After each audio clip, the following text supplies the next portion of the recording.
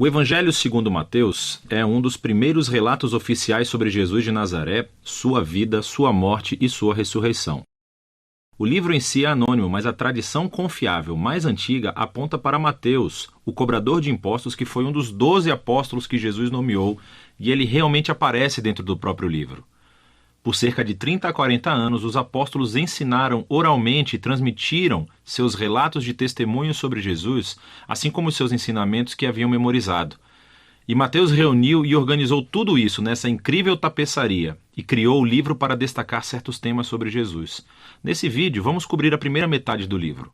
Especificamente, Mateus quer mostrar como Jesus é a continuação e o cumprimento de toda a história bíblica sobre Deus e Israel, que Jesus é o Messias da linhagem de Davi, que ele é o novo mestre com autoridade, como Moisés.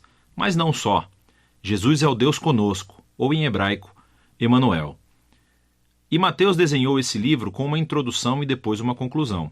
Estes agem como uma moldura em torno de 5 seções claras aqui mesmo no centro, cada uma das quais é concluída com um longo bloco de ensinamentos de Jesus. E esse conceito é intencional e incrível.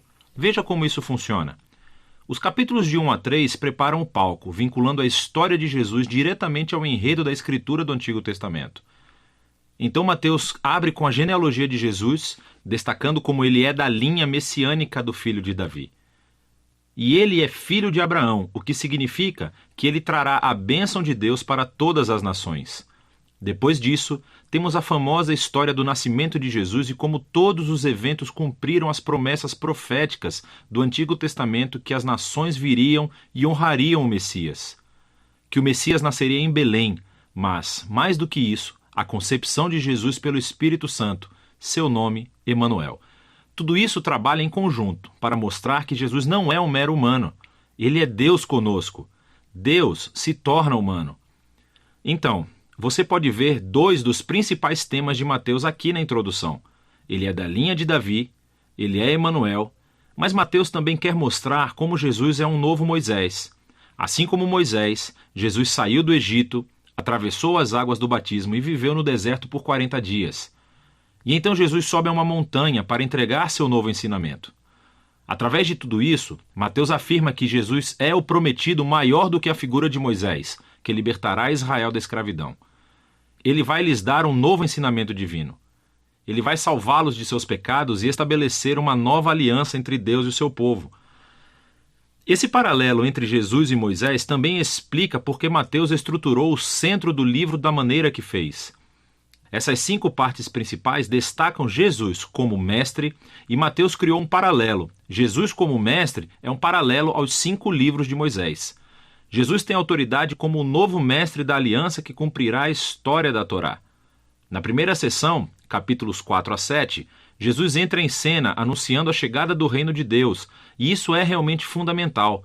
O reino é, em essência, sobre a operação de resgate de Deus para todo o seu mundo, o que acontece através do Rei Jesus. Jesus veio para enfrentar o mal, especialmente o mal espiritual, e todo o seu legado de opressão demoníaca, doença e morte. Jesus veio para restaurar o governo de Deus e reinar sobre o mundo inteiro, criando uma nova família de pessoas que o seguirão, obedecerão aos seus ensinamentos e viverão sob o seu governo.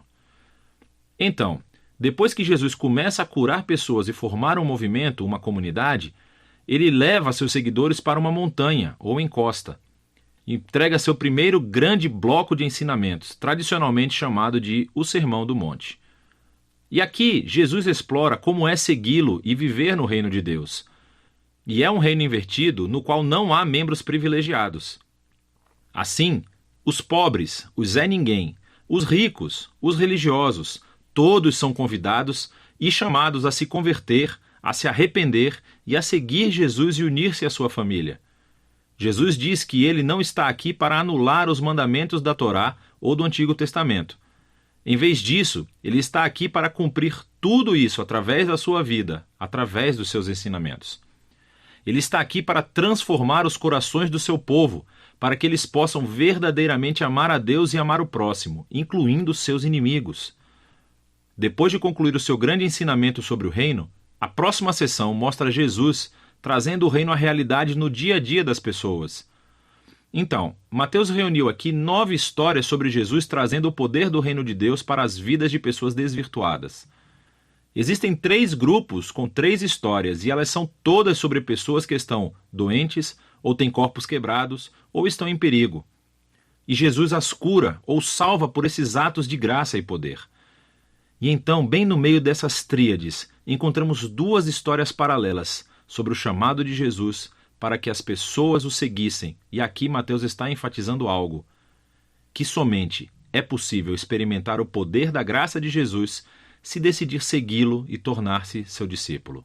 Depois de Mateus ter mostrado o poder do reino através de Jesus, Jesus estende o seu alcance, enviando os 12 discípulos que farão o que ele tem feito. E isso leva ao segundo grande bloco de ensinamentos, o capítulo 10. E aqui Jesus ensina seus discípulos a anunciar o reino e o que esperar quando o fizerem. Muitos entre Israel estão aceitando a Jesus e a sua oferta do reino, mas os líderes de Israel não. Eles perderão muito ao se arrependerem e se tornarem discípulos de Jesus. E então Jesus sabe que eles o rejeitarão e perseguirão os seus seguidores. O que é exatamente o que acontece na próxima sessão, capítulos 11 a 13. Mateus reuniu um grupo de histórias sobre como as pessoas respondem a Jesus e a sua mensagem. E é tudo misturado. Algumas histórias são positivas, as pessoas amam a Jesus e acham que ele é o Messias. Outras são mais neutras, como João Batista, ou até mesmo os membros da própria família de Jesus, e deixam claro que Jesus não é o que esperavam. Então, aos líderes de Israel, que são totalmente negativos. Você tem os fariseus e os estudiosos da Bíblia. Todos rejeitam Jesus. Eles acham que ele é um falso mestre, que está levando as pessoas para o caminho errado. Eles pensam que Jesus é uma blasfêmia com essas declarações exaltadas que ele faz sobre si mesmo.